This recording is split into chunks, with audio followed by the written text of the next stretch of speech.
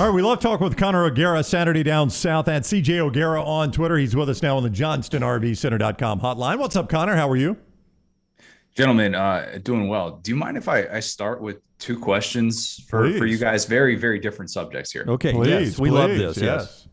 Okay, so you guys are looking at my Zoom background right now. My wife thinks that my second shelf right over here, that's got like my Bears helmet, it's got like the Georgia, Michigan football, commemorative football that I got at. I agree with her, by the way. Well, you don't even know what you said. It's too crazy. Yeah, it's too cluttered. Yeah. It's too cluttered. She says it's too cluttered. It is. I've got to figure out the right way. I think I got to move my the office sign football needs to there. go. Yeah. Football needs to go. What are the books? And you need more of a profile look at the Bears helmet. There's a reason I don't really brag about that. I'm wearing a Bears sweatshirt right now, actually. Yeah.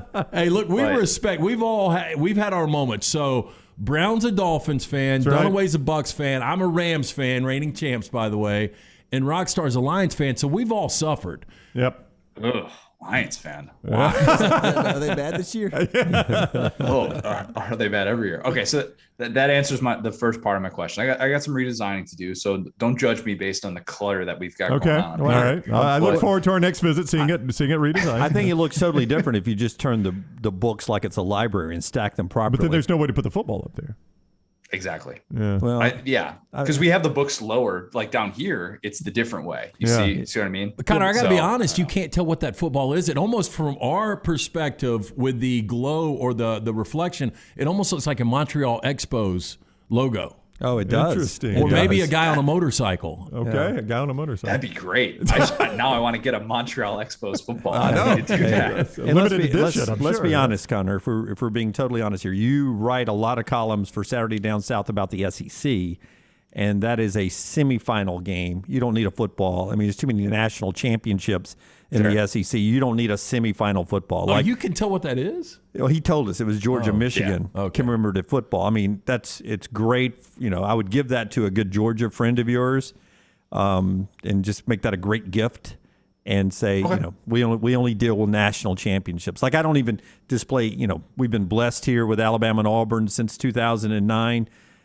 Anything in the semifinals or a bowl game that doesn't give a national championship at the end, I just usually donate it. I take it to the local Goodwill and give it to somebody else. So you're sick brag. Yeah. Yes. Yeah. Jimmy Benevolent. Go ahead. Just, like I packed up the Cincinnati game program, Cincinnati, Alabama, and I sent it to my friend who works in Cincinnati TV and said, here, you guys may want this. This game really didn't mean a whole lot to Alabama fans. I have nobody I can give this to here. Okay.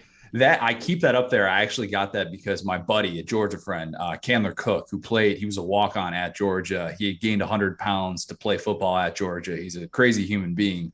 I actually went to that game with him and sat in the suite for the first half of it before going up to the press box, sick brag myself.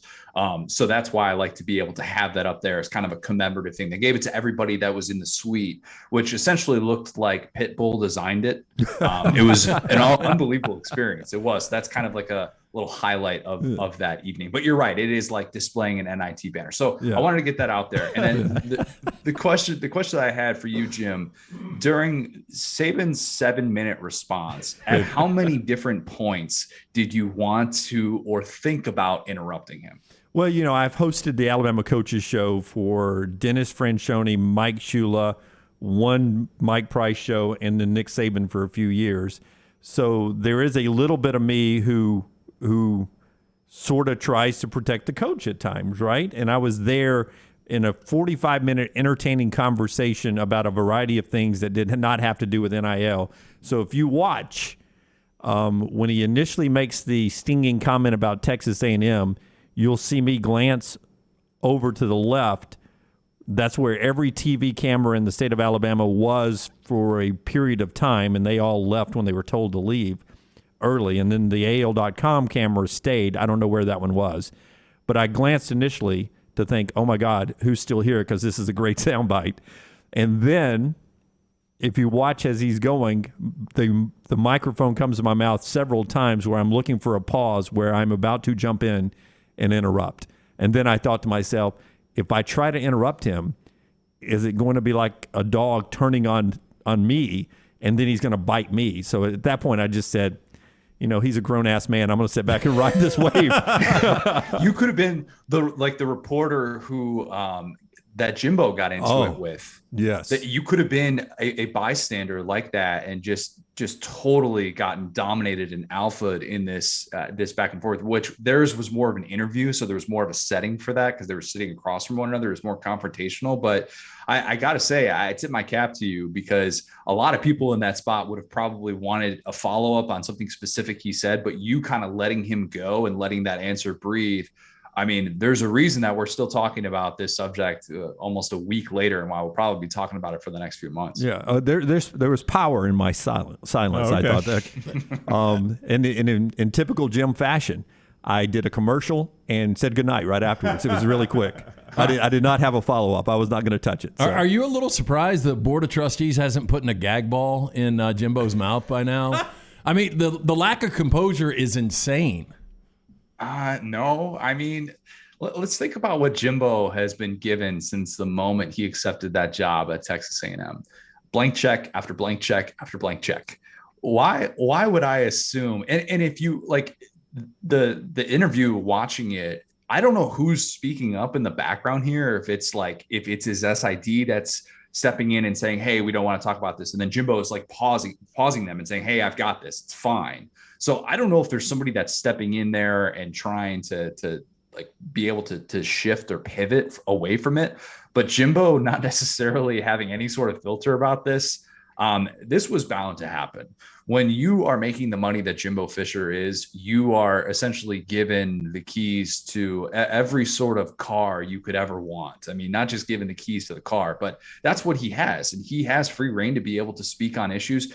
There's no way that somebody told him, "Hey, Jimbo, you know what you need to do? You need to come at 10 in the morning and be here for a press conference and address this matter." That was a Jimbo Fisher decision. And everything since then has been entirely Jimbo Fisher focused with the way that he's been able to address and respond to what Nick Saban accused him of. Connor O'Gara is with us Saturday down south at CJ O'Gara on Twitter. He's on the JohnstonRVCenter.com hotline. The skeptic in me would say that these stories that have now leaked about scheduling, which is going to be addressed, but more specifically this Pete Thamel story about an SEC-only playoff, is the old key jingling we talk about in this show.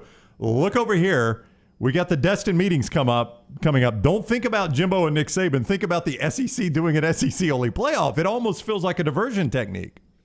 A little bit. I think there are definitely ulterior motives with this, and I don't even know how much they're ulterior. They're pretty direct here. I mean, I think Greg Sankey wants leverage. That's the biggest thing right now. If he is not going to get his way with playoff expansion and with the alliance coming up with the automatic qualifiers for the Power 5 conference champs and then the highest rated conference champ from the Group of 5 level, if he's not going to get his way, he's basically saying, "I'll take my ball and go home. We'll have our own playoff. We know that we'll have the TV interest for it." Personally, as somebody who likes seeing every conference theoretically have a chance at a national championship, I would not like that solution. I think a lot of SEC fans would be like, "Oh yeah, this would be great to see." But in reality, would you like a scenario in which Alabama wins 13 games and then wins an 8-game conference playoff, and then Ohio State wins the non-SEC playoff, and then those two teams just don't play? Like, no. It'd be 1997 all over again. Like, what are we doing here? We'd be going back in time. I get why Sankey is coming out and saying this, because he wants leverage right now, and understandably so, given the dynamics at play. And he's been pretty brash about it. I mean, he quote tweeted Peter Burns, who had the quote tweet of Pete Thamel, like talking about how, this was going to be the most influential SEC meetings in a long time. So I believe that Sankey wants to be able to have that out there. And there's a reason why, and you used the important word there, Ryan, it leaked. That's the key word in this entire deal. And I think that's going to be something that they will legitimately discuss, but I don't think it's necessarily the solution they want. Listen, I loved smaller conferences when I was a kid because there was something powerful about a Southwest Conference or an SEC that was 10 teams or 8 teams or whatever it was. But inevitably, college football comes down to bragging rights.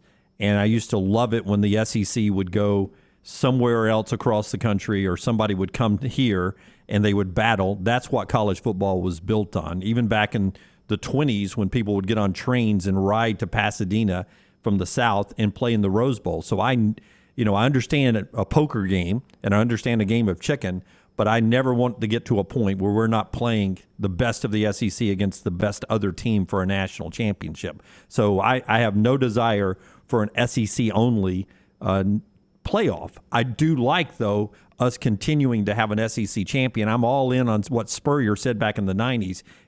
There is great pride in being called the Southeastern Conference champion. So do you think we're going to have an SEC championship game in the future? Is there going to be conference championship games?